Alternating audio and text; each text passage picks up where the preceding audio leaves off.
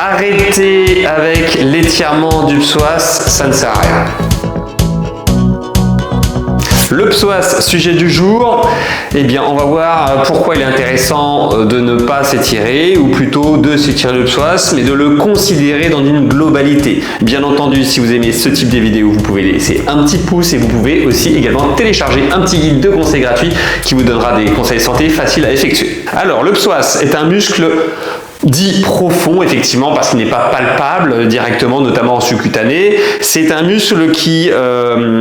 prend naissance au niveau des transverses, donc sur le côté, sur les massifs osseux des vertèbres lombaires, donc la partie basse de la colonne vertébrale, avec notamment les 4 premières transverses et la partie corporelle, donc la partie des corps vertébraux. Et c'est un muscle qui est devant et sur le côté de la colonne, donc il est antéro-latéral,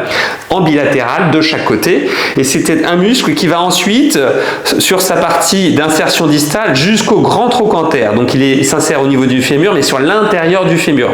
et sa particularité c'est que ce psoas dont on parle tant, eh bien c'est un muscle qui est couplé sur son insertion distale, donc à distance, en proximal c'est proche de la colonne, à distance, en insertion distale c'est sa terminaison, eh bien il est couplé au muscle qu'on appelle le muscle iliaque. C'est pour ça qu'on parle du couple psoas-iliaque, parce que ce muscle est donc sur un tendon commun. Donc il y a une partie longitudinale, comme celle-ci, représentée par cette portion violette, et puis il y a une partie en profondeur sur la cavité du bassin, dans le petit bassin, mais qui passe sur la partie avant, sur la partie antéro-supérieure justement de la partie pubienne. Et donc ce muscle est un fléchisseur de hanche, c'est-à-dire qu'il va permettre de ramener la hanche en fermant l'angle tronc-jambe. C'est également un stabilisateur de la colonne, puisqu'il favorise le gainage profond de la colonne, et donc cette propension à insister lourdement sur le psoas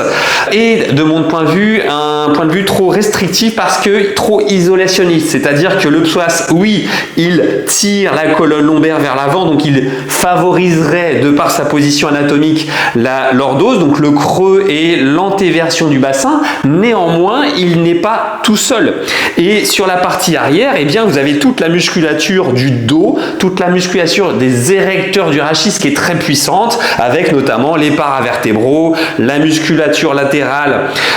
qui aide les paravertébraux dans les gouttières à maintenir justement toute la partie postérieure, notamment le carré des lombes, la partie ensuite plus superficielle au niveau de la musculature du transverse et du caisson abdominal. Donc le psoas n'est pas isolé. Pour autant, ça peut être intéressant de considérer le psoas à la même hauteur que ses antagonistes postérieurs, donc les muscles du dos, les érecteurs du rachis, notamment les paravertébraux, par quelques petits mouvements qui aident justement à trouver un équilibre antéro-postérieur, agoniste-antagoniste,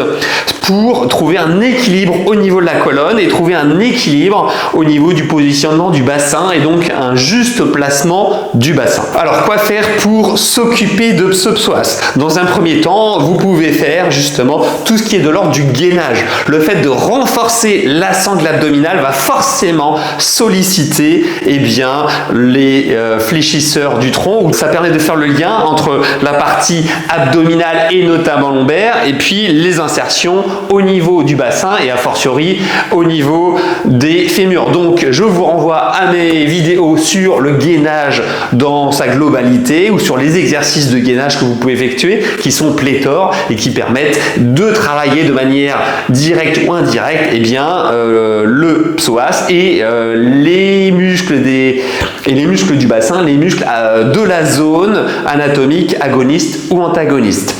Deuxième chose que vous pouvez effectuer, c'est effectivement effectuer des mouvements du bassin. Là aussi, je vous renvoie à la mobilité pelvienne en rétroversion, en antéversion, à tout ce qui est de l'ordre de la flexibilité lombaire, qui permet aussi de trouver de l'aisance entre les charnières dorso-lombaires et la charnière lombosacrée, de l'aisance et donc de la fonctionnalité articulaire,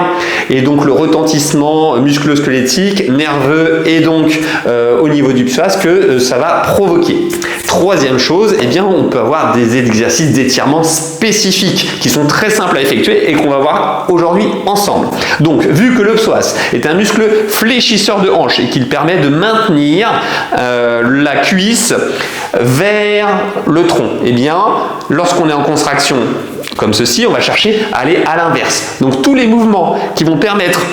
d'éloigner et d'ouvrir à l'inverse de la contraction vont être bénéfiques. Donc vous pouvez dans un premier temps vous positionner de cette manière-là avec une position en fente, fléchie devant, tendue derrière, en écartant les pieds pour être bien stabilisé, pour ne pas vaciller, et ensuite tout simplement fléchir à l'avant et ensuite venir pousser vers l'avant pour ouvrir l'angle et donc étirer en profondeur. Donc là, c'est les sensations fines que vous aurez qui vous permettront eh bien, d'ajuster le positionnement, sachant que lorsque vous êtes les pointes de pied vers l'avant, vous avez un placement avec le bassin qui est orienté vers l'avant également, donc on n'est plus sur un étirement antérieur. Par contre, petite astuce, lorsque vous allez ouvrir le pied, eh bien, regardez, le bassin s'ouvre, notamment sur une rotation droite pour ma part, et donc là, vous allez plus étirer la partie interne, la partie médiale, et donc le psoas toujours, bien sûr, le muscle iliaque aussi, et puis aussi les adducteurs qui sont à proximité, que ce soit en profondeur ou de manière superficielle pour notamment les petits adducteurs. Les adducteurs qui sont les plus courts et les plus hauts. Donc ça, c'est intéressant. Là aussi, le psoas n'est pas isolé. Vous allez ouvrir justement cet angle au niveau de la coxo-fémorale, au niveau de toutes les structures et les rapports anatomiques en rapport justement avec la hanche et donc les adducteurs, les fléchisseurs de hanche et puis aussi la partie abdominale. Pour peu que vous ayez ensuite un mouvement d'élévation des bras et donc vous allez pouvoir également étirer tout le caisson abdominal superficiel, notamment les obliques en l'occurrence. Autre exercice que vous pouvez effectuer facilement, eh bien c'est depuis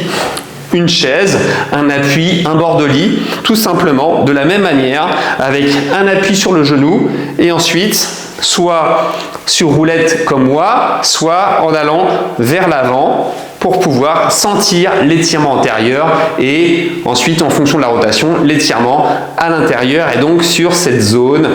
au niveau du bassin. Autre possibilité, vous pouvez tout simplement vous allonger et ensuite, eh bien, vous me placez sur le bord de votre lit et laissez une jambe aller vers l'arrière, aller vers le sol. Donc plus la jambe va être pendante et descendre, plus vous allez pouvoir ouvrir eh bien, cette partie au niveau de la hanche et donc laisser l'étirement agir. Vous pouvez ensuite ajuster le placement en fonction du ressenti et écarter également en fonction du ressenti au niveau de la hanche. Si vous voulez augmenter l'effet, vous pouvez venir chercher le genou opposé pour augmenter l'écartement entre les deux genoux et donc augmenter l'écartement au niveau de la partie musculaire. Et ensuite, vous maintenez quelques secondes, toujours en pensant à bien respirer, pour bien vous décontracter et donc permettre l'effet de distensibilité et le relâchement au niveau de la zone.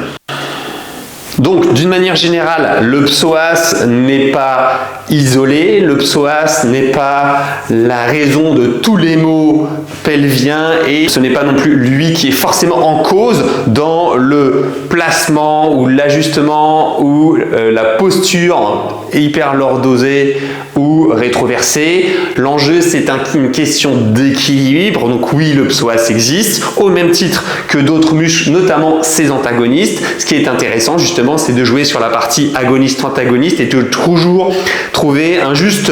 réglage, une juste sollicitation au niveau du haut banage antérieur et postérieur. Donc les exercices de gainage sur le ventre, sur le dos, les stress différents que vous allez provoquer en faisant du gainage statique donc ou même dynamique peut être intéressant et même d'une manière générale après toutes vos pratiques sportives permettront eh bien, d'avoir un effet bénéfique